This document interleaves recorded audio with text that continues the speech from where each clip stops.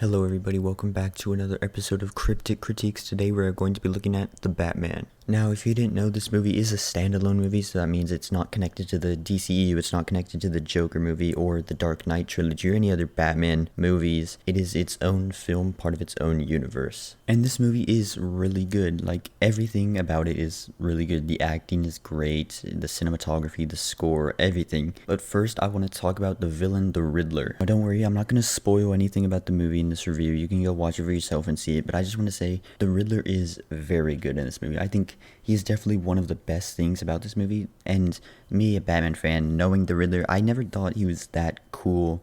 I always thought he was just lame. He's like a C-tier villain. Nobody really cares about him, especially with Jim Carrey's performance of him. I just always thought that Riddler was lame because, like, oh, he does riddles. He doesn't have any powers. He's not scary. Like, but I think this movie does a great job of showing, like, a very scary Riddler. Like, this guy is messed up in the head, obviously. Some of the traps are very like Saw-like, and a lot of what he does to the people, like his victims, are very scary and very dark. And so I think that's a great representation of the Riddler and what I personally think he should always be, like a very dark and scary man instead of this like goofy, silly guy who likes to do riddles.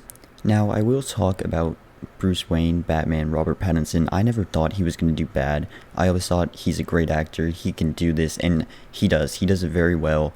There is like only 2 minutes of screen time for Bruce Wayne, and because it's just mainly the Batman, and he is in mainly every scene, so that's really cool. It doesn't really focus on anything else, but at the same time it does a really good job of fleshing out everything else. Like, it's weird to think about, but it's true, and once you see the movie, you'll also agree with me. And I do want to say that it does kind of switch up Bruce Wayne's character. Like in the Dark Knight trilogy, mainly, he's like this playboy where he gets with every girl, but in this movie, he's very like a antisocial person. Like, the people barely see him, he barely talks, like, and he's not this like playboy of any kind, but he's still a great Bruce Wayne. And I am actually kind of glad they took this turn, because I think it was very interesting to see. Now, I'm not going to talk about every side character, but they are all very good. But I just wanted to mainly talk about the Catwoman. At first, I didn't think she was going to be a major part in this movie, but she kind of is. I think her character is very good in this movie. Like, at first, I didn't think she was going to be bad. I thought she was just going to be like, okay, like kind of forgettable. And like, oh yeah, she was in the movie. She didn't do bad, but like, she wasn't the best part of it. But she's very good. I don't think she is the best part, but I do think she is close to being the best part of this movie. Now, I do want to say the cinematography of this movie is amazing. Like, some of the shots are actually just beautiful. Like the one in the trailer where it's Batman crashing into the Penguin, and then he's upside down and he's just walking towards him. Like, that shot is so cool. And especially like in this movie, a lot of the shots are very cool, and so I think it's just amazing. Also, the score, the music, obviously you all know the Batman theme. I'm not gonna play it here. I was about to try and sing it, but I'm not gonna do that. Just go look it up. It is just amazing. Probably one of the best superhero themes we've gotten ever, and it's just, all the music in this is great, especially the Nirvana cover that is in this movie. I will also say this movie is very dark, both like literally and figuratively. Like, the movie, it's very dark. There's not a lot of light sources in this movie because it mainly does take place at night. There's a few scenes that are during the day, but every time Batman is out, it's during the night, or like it's dusk or dawn, so it's pretty dark. And then also, it is a PG-13 movie, but it does kind of push it a little bit. Like, I wouldn't say it's rated R. There's like one F-bomb, but that's like the worst language it gets. But then the traps that the Riddler has are pretty, they're not graphic because it doesn't show any like blood or anything, but they're just like disturbing. Now, of course, that's not a complaint. I would actually wish it was darker. A rated R Batman would seem very cool, especially as the Riddler, as the villain, because that would be very interesting to see. But of course, I don't really care that it's PG-13. I just wanted to talk about that. I also think this movie does a really good job at portraying Gotham as a city and how it really just sucks to live there, and all the crime that goes on there. Because like, it kind of shows that in the Dark Knight trilogy. Not really kind of, it does show it, but I think this movie does a way better job, and obviously it does better than the DCEU because that barely focuses on Gotham, and when it does, it doesn't really go into that like this movie does, because it does go like hard into Gotham sucks and you don't want to be there. And one last thing I wanted to say before I get into the rating, this movie is a year 2 story, and if you don't know what that means, year 2 is just like, it's his second year of being Batman. It's like a comic, year 1 and year 2.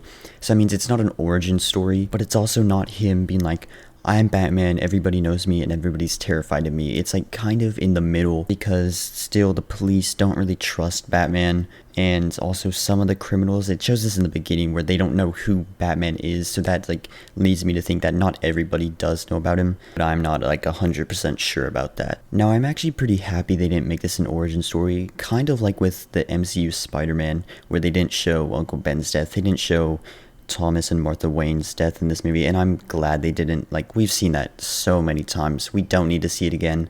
I wish they didn't do that in like the DCU Batman, with like in Batman v Superman. I don't know why they did that, but this is not about that.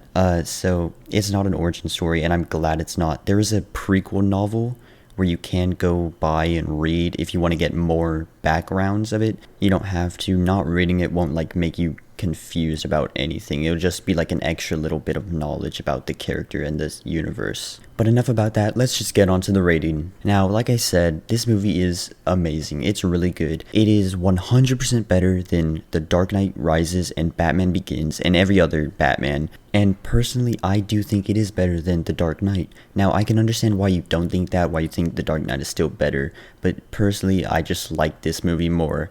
But with all that said, I'm going to give this movie a 9.5 out of 10 because I just think this movie does everything so well. All the characters, the villains, the settings, just everything, it does really well. And I am very excited for all the sequels, the spin-offs, like the Penguin spin-off and the Gotham City Police Department spin-off that we are getting.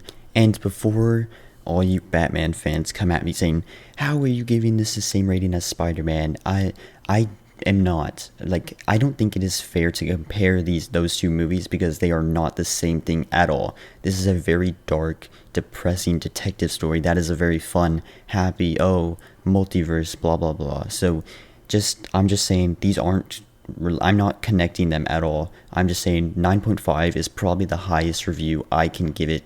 Like, I don't think anything is a 10 personally, and I'm just saying that just so you guys understand and don't get mad at me. But anyways, that's all for this review. Thank you all so much for watching. I really do appreciate it.